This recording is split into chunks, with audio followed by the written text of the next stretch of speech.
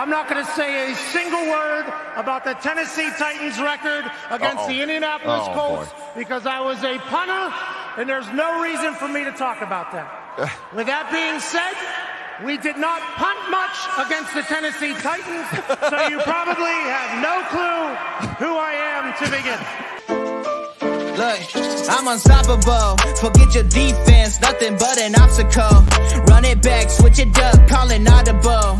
Serving up them Hail Marys till the game over with the showstopper. So hot, you gotta blow on it. I said I'll huff and I'll puff and I'll pass to my left while I'm looking to my right. Hit him right in the chest. It be looking like magic. Better give me the throne. I ain't talking about Patrick, but I rep my home. I'm never at the end of my zone. I'm bad to the bone. Eating up these pig skins like they chicharrones. And you a douche cabron. Mira, mira at the mirror on the wall. I'm the greatest of them all. They gon' put me in the hall. Your name is only written in a bathroom stall. Quit your stalling and make a play. My drive too long. Pop the clutch, I don't pump the brakes.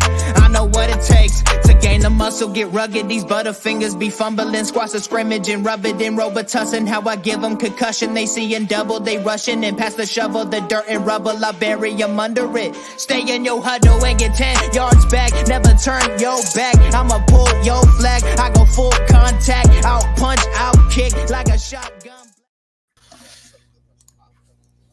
Yeah. Welcome back, people.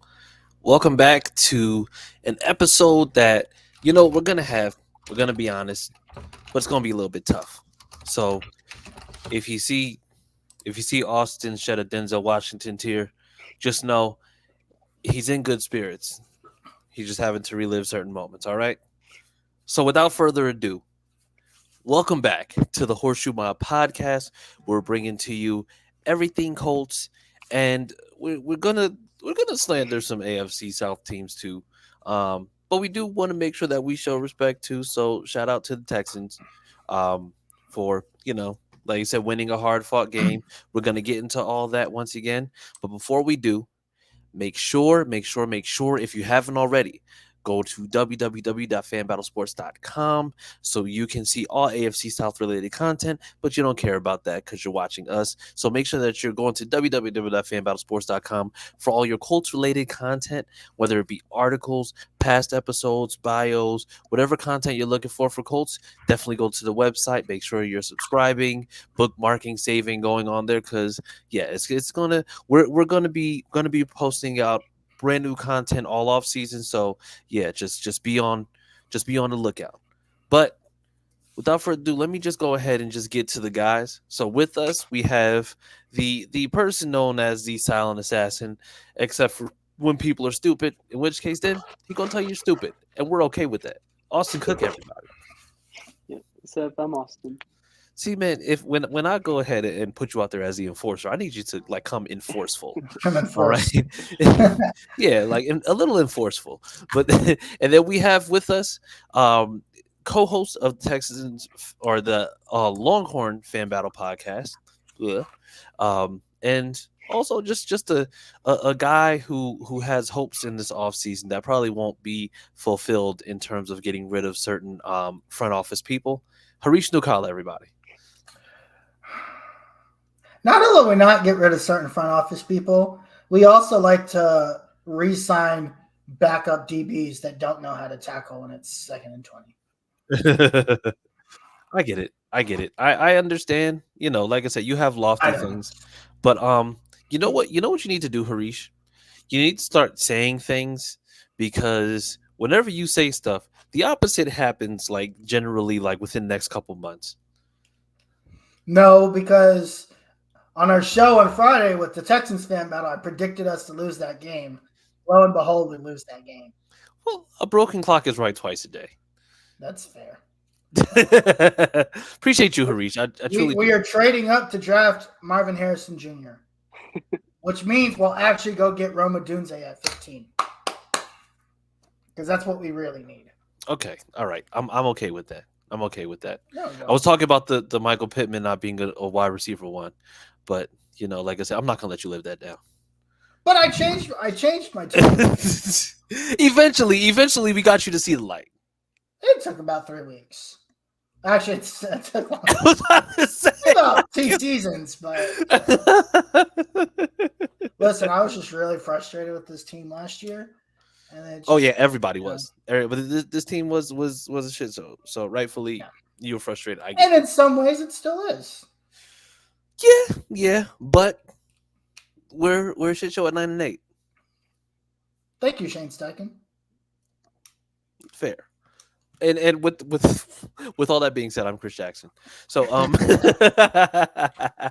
so unfortunately, as we all know, the season has come to an end.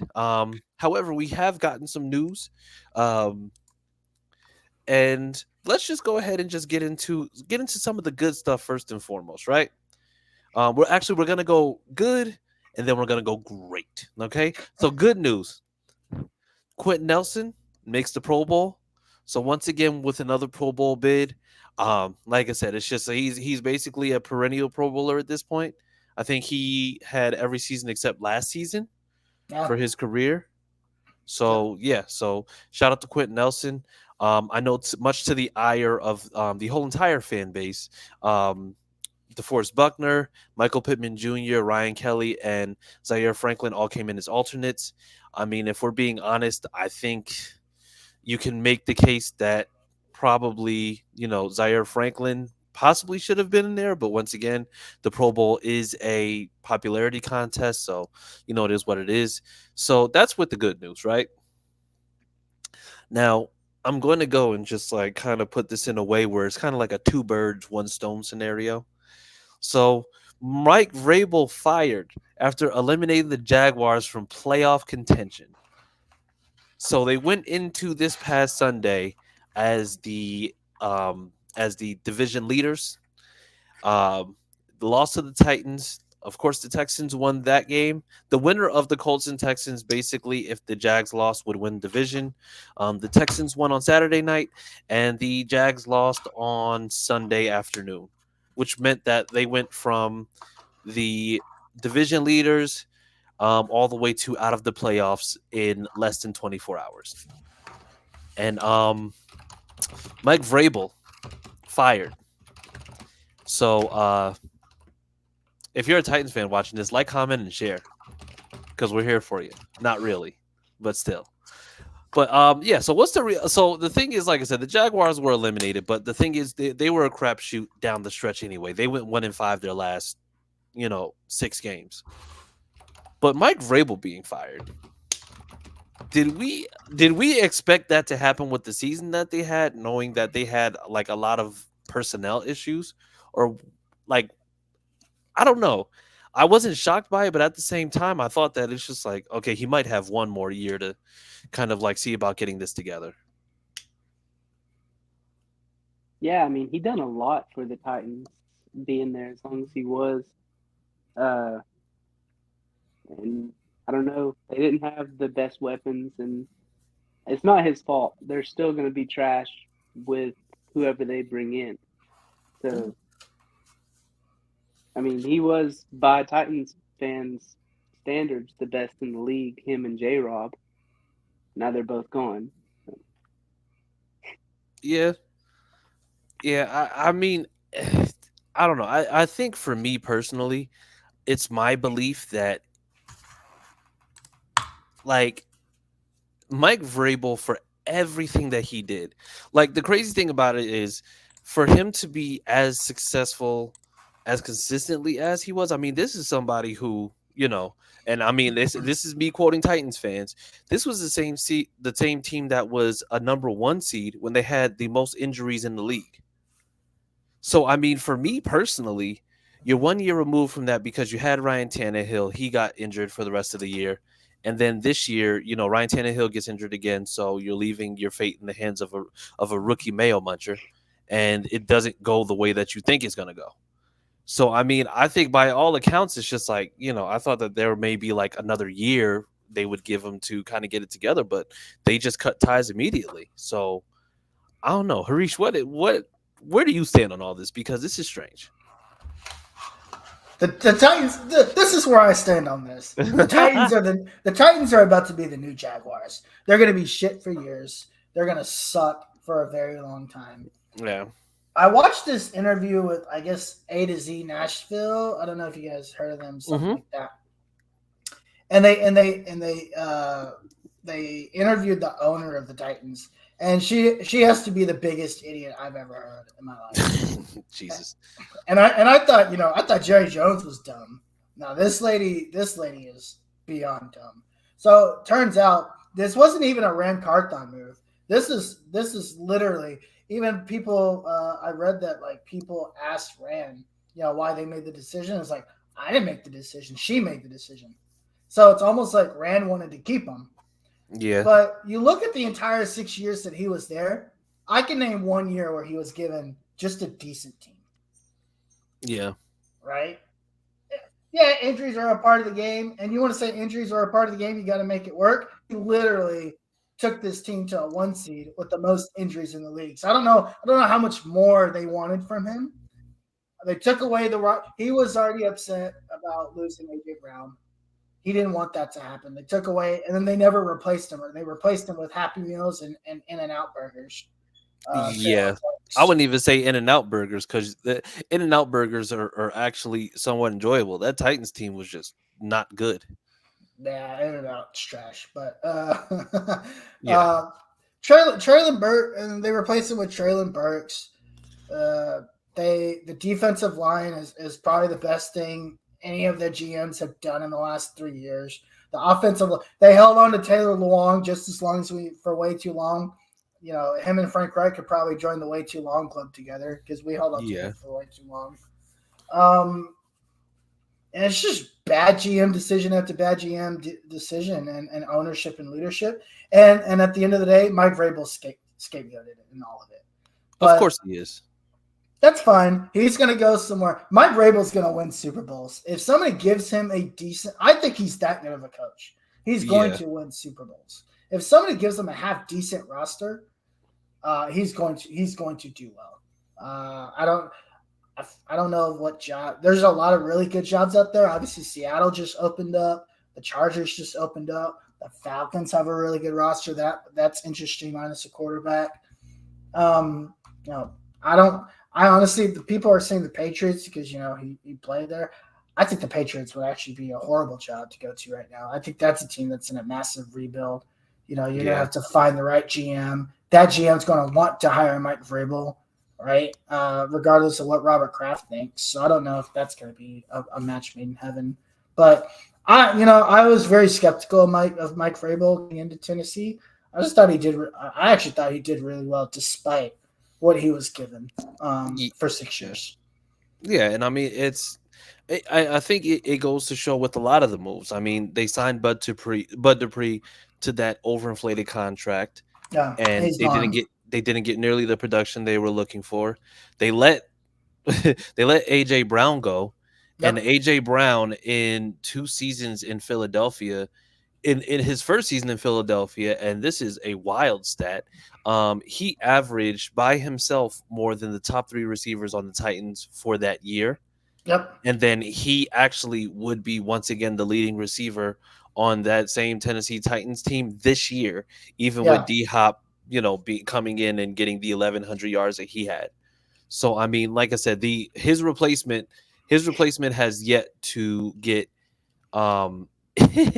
his replacement has yet to eclipse anything over, I'm going to say, his production for 1 year in Philly. Agreed. So it's weird what they're doing. Yeah, and you know what? I know that Rand Carthon is just like he's just working with some things. He can only work with but so much, but at the same time, it's just like it almost looks like a sabotage because that team is just bad. It's not like he was given a good team and then he went 6-11 with a good team. He had a bad team. It was a terrible O-line. Very little was addressed. I mean, I think we talked to Titans fans. They had 6 draft picks last year. Yep. And I mean, they didn't address. I don't think they addressed O-line almost at all. But here we are once again, looking at exactly where we are when it comes to this team, and they're just not good. But you know what? Enough about Tennessee Titans, because I don't want to give Titans fans more to be sad about. I just want them to just watch this and just be sad.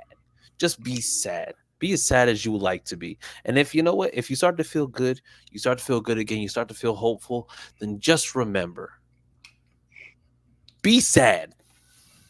Just remember your owner's scapegoat of the head coach for her own mistakes. Exactly. Sorry, Adam Strunk, but whatever her name is. It is what it is. You can say whatever you want about Jim Irsay, but we were 9-8, so color. So without further ado, by the way, prayers up to Jim Irsay. We found out he had a respiratory infection that he was being treated for over the last week or so. So definitely make sure that Jim Irsay is okay. But yeah, let's just go ahead and get into this game. Okay, let's address the elephant in the room, because this game ended up being the culmination of everything we thought it would be, and then just.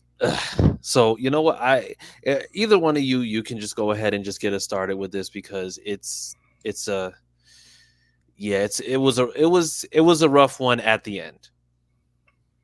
I honestly thought it was rough throughout. Like, this offense again, just outside of Jonathan Taylor, so I was actually surprised Jonathan Taylor played as well as he did, because Houston has shown to have a pretty good run defense. Mm-hmm. Now was that neglected by just not playing very good running backs? Probably, but regardless, I think they'd held the last three or four opponents to 80 yards rushing or less, and it kind of went off. Just frustrating from Gardner Minshew again, man. Missed your open receiver after missed open receiver after missed opportunity after just underthrows or thrown behind. And it's the reason why I thought this was a blowout. I'm sorry. I just needed you to understand. I'm not laughing at you. I'm just reading. So Michael Newsom, Titans commentator for AFC South Fan Battle podcast, he says, I don't know if I'm more sad about Vrabel or about being out of Mayo. I didn't know it was possible to be out of Mayo in Tennessee, but I guess here we are.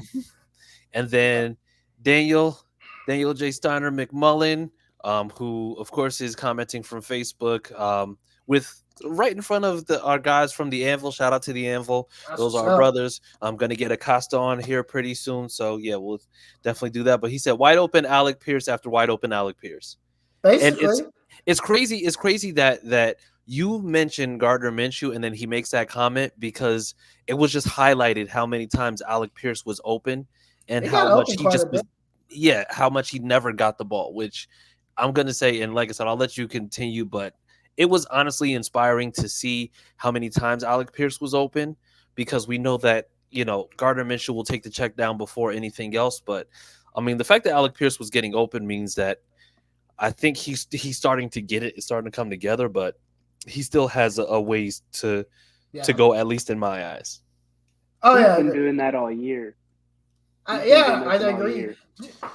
Correct me if I'm wrong. Wasn't Anthony Richardson able to get Alec Pierce the ball? Yeah. Mm-hmm. So Gardner Minshew is just I don't want to take anything from Gardner Minshew because of the spot that he's put in and what he's able to accomplish for this team. Mm-hmm. Being basically 15 yards away from the division, I think is an accomplishment to him. Right? He's won the most games he has as a starter this year. Yeah. He's just not good enough. There's a reason why he's a backup. Right? Yeah, and we've seen a lot of that throughout the year. It was just frustrating to have it happen at the most. This game was there for the taking, and I predicted this team to lose 24-10, mostly because of the defense. But Gardner Minshew's inability to make timely throws is another reason why I just think we would not be able to score as much. I mean, we scored 19. Yeah, But even defensively, Jesus Christ, I cannot stand this scheme. I cannot stand it for anything. And then when you just add that, I understand Juju gets hurt again, which is starting to become a concern for me. That guy needs to just sit down on a couch all offseason and just heal, because he rarely played this year. Yeah. But when he did play, there were a lot of bright spots. Darrell Baker couldn't tackle a tackling box if I put one right in front of him. That guy is just so frustrating. And, we get them out to – what was that on their last drive they scored? It was 1st and 20. I think we get a sack, don't we? Don't we get a big sack on Stroud? And it's maybe second Yeah, it's the Harrison blitz that comes right off the weak side, or the strong side, and just go upstairs and get in bed. And then immediately the very next play, they get it out into the flat, and Darryl Baker can't make a tackle. Yep. Frustrating. And then, of course, the wild throw that Stroud makes.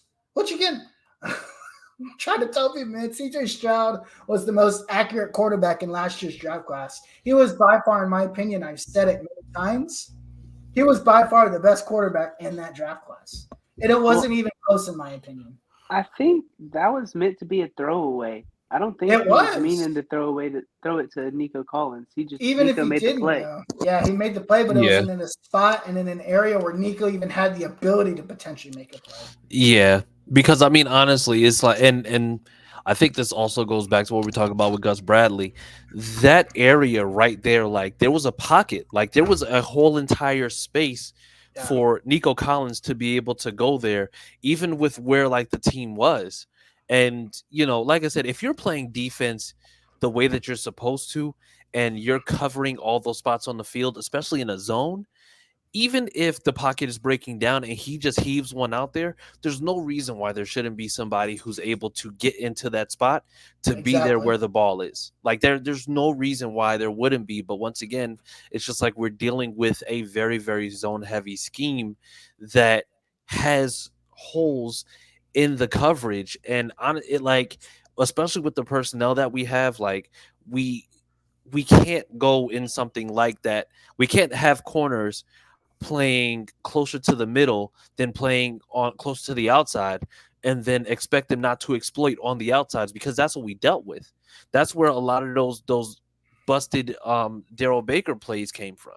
Right. Well, a lot of it is playing kind of like you said. You know, the coverage. The coverage is one thing, but the play at the line of scrimmage where you're shading inside or shading outside, you've got to always shade inside, because these guys are just basically, you know, cutting inside and getting space, and they're able to break open. And you've got nobody's tackling, right? This isn't just the corners. The linebackers aren't tackling. There was a handful of missed tackles. And just the tackles. Jesus Christ. Braden, it all fell apart once Braden Smith got hurt, surprisingly enough. That's you start that timeout that they had actually ended up helping the Texans, right? Because they had the timeout because of the injury. It really shifted the momentum back over to the Texans. They end up stopping Indy. Matt Gay missed a few field goals, which unacceptable to me. I mean, the guy that gets, however much stupid contract he got. 5 years, $22 million or something like that. Does well all year, and in the biggest game, doinks two kicks, two of them, I believe. Oh, and was it an extra point and a field goal? Yeah, that's 4 points. That's basically going from what we lost by to a tie game. So exactly. It's just frustrating. I blame Chris Ballard again for not bringing in enough talent.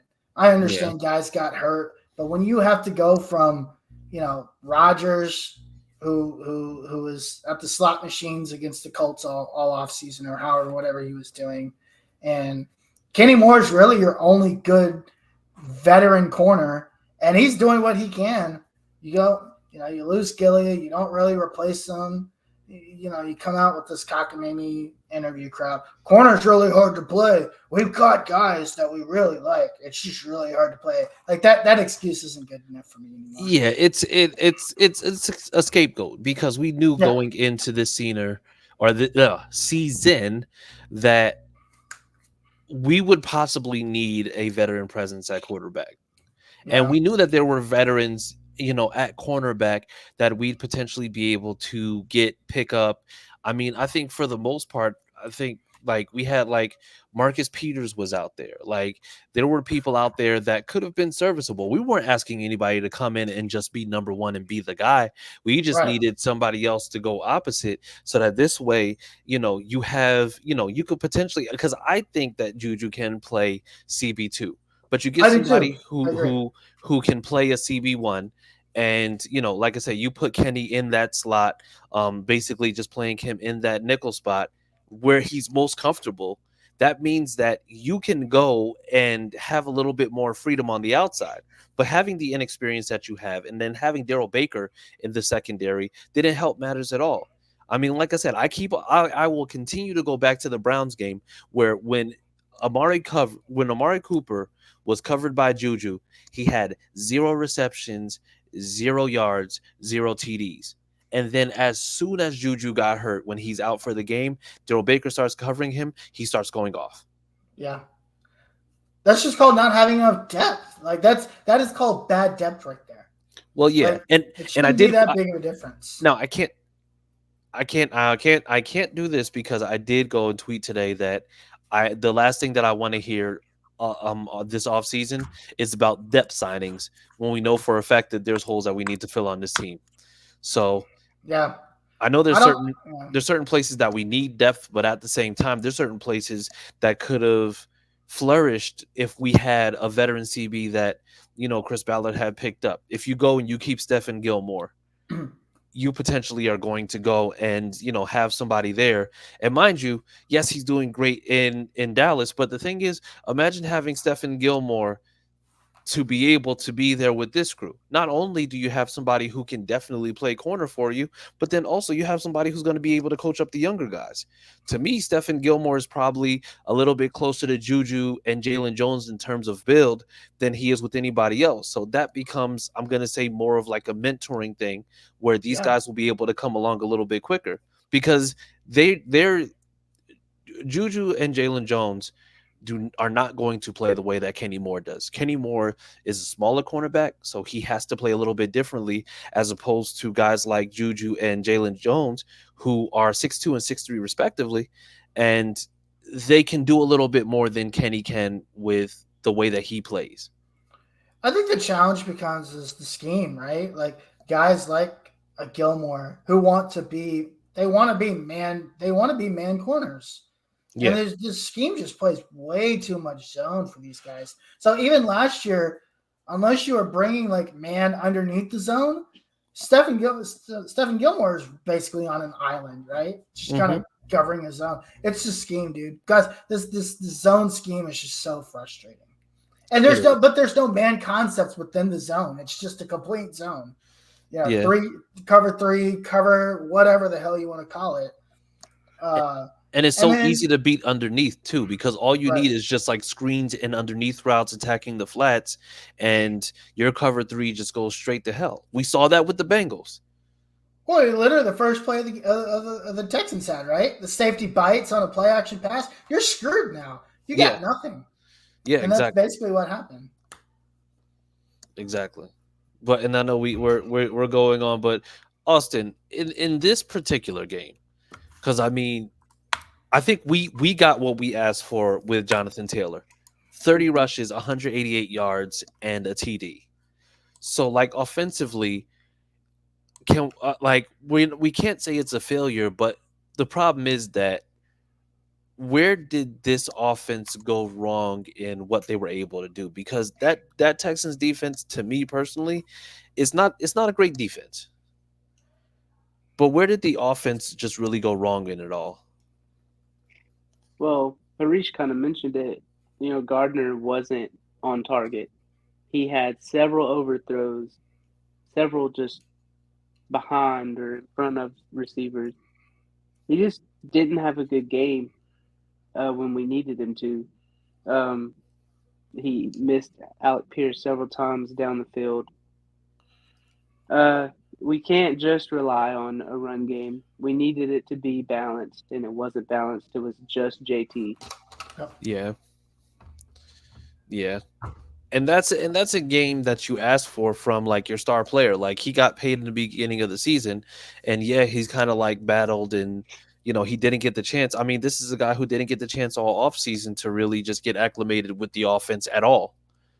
And even from the limited exposure that he had, the exposure that he had was with AR. And I mean, I think he maybe had a total of a game and a half with AR as a whole. So, I mean, like I said, this is what we've come to expect from JT. And then it comes down to that. Now, what I will ask, and this is a question that I'm going to just kind of it's just going to this play, but then we can kind of jump back to this whole JT situation. The fourth down play.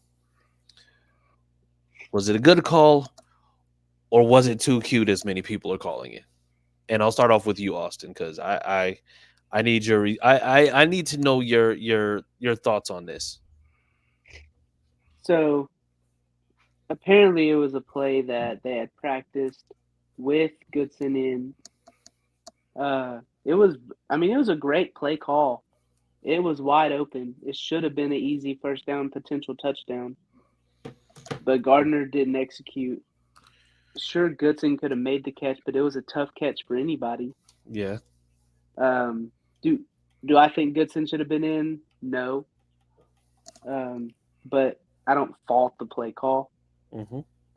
But I do fault who was out there. Okay. What about you, Harish? I thought it was the right play call. Obviously, when you get a guy wide open like that, and basically you can walk to a first down, the play call was excellent, right? Because I think I went back and listened to Shane afterwards, and he's like, "Look, we were going to run it on fourth down. Y'all saw JT in the game, but they were stacking the box. So I called the timeout, and we've run this practice play. This play is a play that we apparently they'd practiced not just this week, but for a good part of the season for different types of situations. Yeah, and it was there. It was literally there from the time the ball was snapped. But again, Gardner just all game just wasn't on target. But at the end of the day, I'm not saying it's his fault, but at the end of the day, it was not a great pass, but he had two hands on the ball. Yeah, you gotta make the catch, and again, like I think it's just poor execution on both of their parts. Poor execution on Gardner for not getting it in the right spot. If Gardner would have gotten it up just a little bit more, it would have been right there, right? But again, as Goodson gets two hands on that ball, you got to catch that ball. I'm sorry. I don't care what anybody tells me. You got to catch. They always teach you from Little League. If you get two hands on the ball, you better be because you're catching it. Exactly. And and I know that you guys are split on this, so I'm gonna give my true and honest opinion. It was a good play call. Yeah. I think it just I think when it just came down to it, the play just broke down in a way that it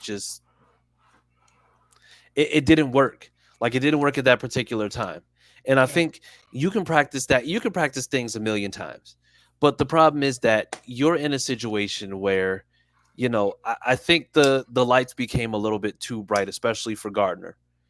Because the thing is, it's just like when you see the way that goes, mind you, you basically have a running back running a wheel out the backfield. And it's a running back that they're not game planning for because he had that cushion to be able to, if caught, work his way into the first down. And then on top of that, potentially go and take that upfield. So I think, like, for me personally, we would call it one of the best play calls ever if it had worked. Yeah, if he catches the ball, Shane Steichen again puts his guys in the right place in the right time to be the most successful. Exactly. But the thing is, because of the fact that it didn't work out, now it's being seen as, oh, it was a terrible play. It should have never happened. Like they should have known better than to do something along those lines. And it to me, like, I get it. It's a very, very victim of the moment type thing because it's kind of like you're damned if you do and you're a genius if it don't. But at the same time, it's like we know exactly what it is that we're expecting and what it is that we can do. But I mean, at this point, I don't, like I said, I like the play call. I don't think that anything was necessarily wrong with it. So when it comes down to it, I was completely okay with it. And honestly, I think specifically, let's also be very, very honest about this. If AR plays, mind you, we don't run into that situation because teams are going to have to game plan for that man differently. It's easy to game plan for Gardner Minshew because you know that the mobility isn't necessarily going to be there. He's mobile enough to possibly get away from a rush if he needs to, possibly. but he's not going to be somebody who you have to game plan just for their legs alone because of the fact that you know that this guy can beat you in more ways than one. Agreed. But with that being said, he's also a slide before the first down merchant. So, well, I mean, we saw this. I mean, we saw this man run and potentially have a first down with open field up. Somebody's running from the side, and this man ran backwards. This is what we've seen. This is what we've seen. This is what we know. This is who he is as a person. We love Gardner Minshew because he is just entertainment all the time. But Lord, is he frustrating to watch at times. I will admit, if he wants to come back, though, I'll take him back in a heartbeat. Oh no! What the hell are you doing here? Hello, fellas. Hey, it must be a late Christmas because we have the ginger beard man with us, Matt Briggs from Texans Fan Battle Podcast. And I brought you all gifts. I got 2 now. I got 2 now, and I got 2 now. Congratulations, guys. You know what? This time I hope the Browns beat you on a game-winning field goal. And you know what's gonna happen? And you know what they're gonna do? They're gonna pan to a video of Deshaun Watson celebrating with the massage. Yeah. He's too busy getting rubbed down there, fellas. He's not gonna be good. He's gonna play the game. Actually, say, hey guys, I've been getting rubbed down for the last 6 weeks. I'm ready to roll. I hope he plays the game. He's Joe Flacco's 2 times better quarterback than he is. I hope he plays the game on Sunday. If Deshaun Watson plays and y'all lose, how are you gonna feel? How funny! What if he just this whole time just like trolling everybody? He's out for the season. He's not gonna play. But what is it? A shoulder? Yes, a shoulder. So, yeah, it's a shoulder. Yep. Fair enough.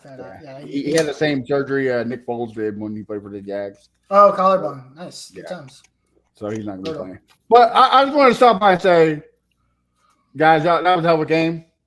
I know trolling. Like, can y'all imagine the next 5 to 10 years AR versus CJ AR Stroud? versus Stroud is going to be prime. It's gonna be fun, dude. It's gonna be Manning versus Brady-esque type. Yes. Like, take away Mayo Man and Goldilocks. Like, they had nothing to do with this division. It's gonna be ran between Indianapolis and Houston. I see it in my eyes. How crazy it is to think that, like, even just 2 years ago, everybody thought the generational talent was going to run away with this division like Peyton did. Yeah, exactly. And then I tried to tell people this guy is not a generational talent. Well, that's I said it from the time that he was drafted. He's not a generational talent. We talked about this. We talked about the fact that like a lot of success in college automatically equates to it being generational talent, and it's not. It just means that you were very successful in a college system, and then it still has to equate because at a major university. Yeah, exactly. They but you basically got any recruit they could. Yes. But we don't have to take anything away from the Jags. We don't have to take Trevor Lawrence out of the equation because Press Taylor does that well enough as it is, and Doug Peterson wants to keep him. As far as I'm concerned, keep Press Taylor, baby. We just ended. That's why I jumped on here because we just ended our show in Texans Fan Battle, and we had a Texans content creator, and we were just talking about you guys. Like, dude, look what Shane Steichen did with Gardner Minshew. Mm-hmm. And just imagine the playbook if AR was healthy. We really talked about that right on the screen, that 4th down play. Just imagine what you could have done with AR. Like 4th and 2, a quarterback draw, a read option. Like, dude, take his mechanics out. Like, bro, it's scary. Now, that's what I'm saying. RPO. Yeah. Right. And that's what I'm saying. You build on AR and CJ Stroud, dude. There's no way that the Titans and the Jaguars can compete with. Yeah. And add Shane Steichen. Shane Steichen, dude. Y'all hit the home run. Yeah. So what becomes very important in my opinion is I'm already on the boat. Just putting this out there. I think the 15th pick should be Roma Dunze. I don't think it should be anybody else but Roma Dunze. I've already admitted that MPJ is number 1. If you get Roma Dunze as your number 2, Alec Pierce can be a 4, and you have Josh Downs in the slot with Jonathan Taylor and Anthony Richardson, and the multitude of tight ends you have, this offense will be stupid. I want a Mitchell, Worthy, or Coleman, but I don't think they're going to be there at 27, 28. So I want T'Vondre Sweat. Mitchell from would be UT. I think a lot of teams are receiver heavy, so I think they want them. Mitchell's projected to be at the Bills, which is like 28 right now, 29. Right. So, Yeah. So Mitchell would be good. I take T'Vondre Sweat, defensive tackle, help us with the run game. Do y'all run a 3-4 defense? We run a 4-3. Okay, yeah. Then Sweat would be a perfect one gap or 3 gap TT. So I am on the opposite. I want McKinstry. You want Kool-Aid? Yeah, I mean we need a lockdown corner. Yeah. You want some Kool-Aid? So give me the Kool-Aid. Give me all the Kool-Aid. Yeah, I'm cool with Kool-Aid. But the dream scenario is, because, like I said, we know that Rivera got fired. We don't know what this team is going to look like moving forward. The dream scenario is potentially trading a third rounder and some other assets, possibly for Scary Terry, and then going cornerback or going edge in the draft. I think you get an edge, you get a cornerback that first round. I think that shores up this defense a whole hell of a lot. Well, and you got to picture into the, Keenan Allen is most likely getting cut. There's guys who want out. Devontae Adams. There's a whole bunch of good receivers that want out. Yeah. So there's. Oh no, I'm just saying. Don't give that Chris Ballard. So I get that. Don't get any of those guys. I get that, Hurries. I'm just saying there's so many available options. Yeah. But I think you're right, Chris. You just got to take the right pick at the right time. Yeah. Don't reach. That's one thing. Like Hurries said yesterday on the AFC South, you can't just sit back and chill. You can't reach. You got to get the best pick.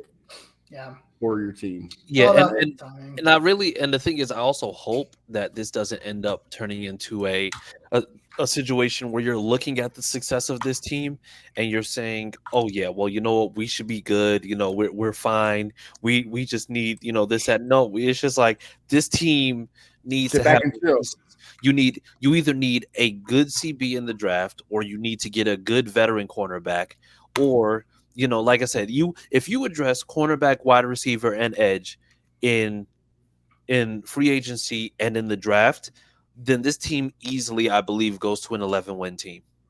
Yeah, for sure. You've got to be balanced in the offseason approach. This can't be just about getting guys in the draft and not spending in free agency. Like, if I were to bet anything, Jim Irsay is going to be on Ballard's ass to spend this free agency.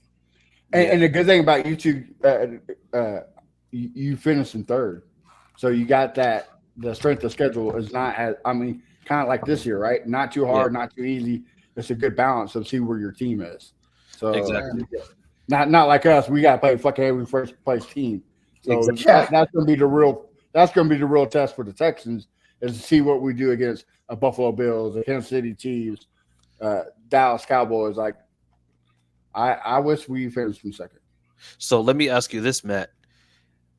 Are y'all keeping Slowick? I don't think Slowick leaves. There's too many good shots. This is my thing. Is there's too many. You know what every coach tells their top assistants: don't reach for a job, go find the right job. There's just so many good jobs. Which one though? Which one? I don't think the Chargers. I don't think that's a good one. Look at the cap hell. You're gonna have to cut half. But you already. They are, but you already have your quarterback in place. You got that. You have a defense in place. You've got key pieces there that you. But you got to cut your defense. You got to cut. James is probably gone. Hack is probably gone. What? So you're potentially. So the only one I can see being decent, maybe Washington. I was gonna say Washington. The undercover decent team that's going to be out there, because all you have to do is replace the quarterback because the quarterback's trash. The Falcons. I was about to say the Falcons. That's a great job. That's going to be contingent on the Bears too. Because if the Bears let go of Fields, or if the Bears choose to like shop Fields, he can very easily go to Atlanta. Somebody takes over that job. Yeah. You have an X factor at running back. You have an X factor that hasn't been used properly with Pitts. And then you have Drake London, who has a lot of upside, who you've seen can make plays. Like that team. That's a really good. It's actually a really well built roster. Arthur Smith is, just coached like he was in the 1920s. That's all. But two, like you just don't see that a lot, right? First year coordinators like Mike Kafka, he didn't do it last year. Ben Johnson didn't do it last year. Like a lot of teams, or you know what I'm saying. A lot of guys don't do it. Mike Vrabel was really the only one recently that did it, and we can say he got lucky that he played in the AFC South. That he played a garbage division, because if he played anywhere else, it'd be different. So I think so. I mean, you really think he played in the AFC South, but this guy had 60 guys on the IR and still won the division and was the number 1 seed. They beat a lot of really good teams when they won that 1 seed. Did they? I have to. So the thing is, I do have to say, this is the same Titans team where not even with winning the division, they beat the Ravens, they beat the Patriots and Tom Brady's last year, and then they went to the AFC Championship against the Chiefs of all teams. And I think the Chiefs did win that year. Mm-hmm. And then on top of that, you've seen that they've been able to just go into, now mind you, of course, personnel issues because of the fact that they went 12-5 with all those injuries, and then they weren't able to make it out the divisional round after getting the first round bye. So the thing is, I think that has more to do with the same thing that we just talked about. But I think it's being dealt the hand that you're given, and the hand that he was given was John Robinson, who Titans swore was the best thing to happen to GMs since I agree with you that GMs too, ever. You can also say since Arthur Smith left, he hasn't really been that great, that good of a coach. Like it's just his coordinator because it's a single-sided offense. The offense is basically giving the ball to Derrick Henry. They did nothing to expand on that. Yeah, exactly. And that year they were the 1 seed. They beat the Chiefs, they beat the Bills, and they beat the Niners that year. Oh, they did. They managed to beat good teams, but and the Rams, who won the Super Bowl day. I think this kind of caught up to him. Like I know, Matt, you were saying that Tim Kelly might be a good fit, and I was just like, I don't see it. Oh no, I never said that. I knew Tim Kelly. I knew Tim Kelly. but Tim Kelly was an awful fit, and I mean honestly, Tim Kelly, he as you saw. He was his offense didn't have a scheme. It was the D-Hop is somewhere out there offense at all times. So, I mean, that's what you got. Well, and to piggyback off what Harish said, their offense was one-sided, is give Derrick Henry the ball. And we all know in this game, running back shelf-life is nothing. Like, you can be good 1 year and absolutely trash the next year. Yeah. So, like, that's just – you traded away one of your best receivers – in franchise history for peanuts. Like that was where they fell right there, is when they got rid of AJ Brown for nothing. And that wasn't Mike Vrabel was pissed off about that. Well, we know that. But I mean I hope Bobby doesn't go, but if he does, next man up, Ben Johnson. That's part of coaching, right? Yeah. It's not part of coaching. Like the great coaches replace their good coaches with good coaches. That's kind of how it works. I mean, y'all are getting a lot of people from the GM side. A lot of them are getting calls for like the Bears, the Panthers. They're getting a lot of looks from the Colts side. So they can take this dollar. They can take him tomorrow. I don't care. Winning, like I said, winning fixes everything. Yeah, if you're winning. All eyes are on you, right? So and winning changes the outlook on free agency too. I think the year that we got Matt Ryan, it's just like nobody wanted to come to Indy. I think the only reason why you end up getting somebody like what's the name? And I forget his name now, of course. Came in with Gilmore. Ngakoue, Yannick. Yeah. You get Yannick Ngakoue, you get Gilmore. And I mean, Ngakoue is just like he was great at pass rushing, like we knew he was, but he was also terrible at run defense, like we knew he was also. Yeah. So the thing is, just like those were the two guys that were able to come in. They only came in on 1 year deals. But then you have this year where you go 9-8 and you barely bring anybody in. But now it's just like, oh, well, you know what? Now you should be able to go ahead and get some help because this team actually looks like a contender. Yeah, but I mean, I think it's gonna be tough to compete against the Houston because now you've got Houston with the franchise quarterback. And like Houston's not a bum city; it is a huge city. It is no sales tax.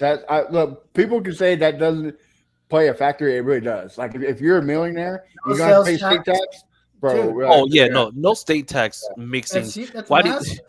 Yeah, because listen, why do you think people like going to Miami so much or going to Right. Florida as a whole? Because you know for a fact that you're not dealing with state tax.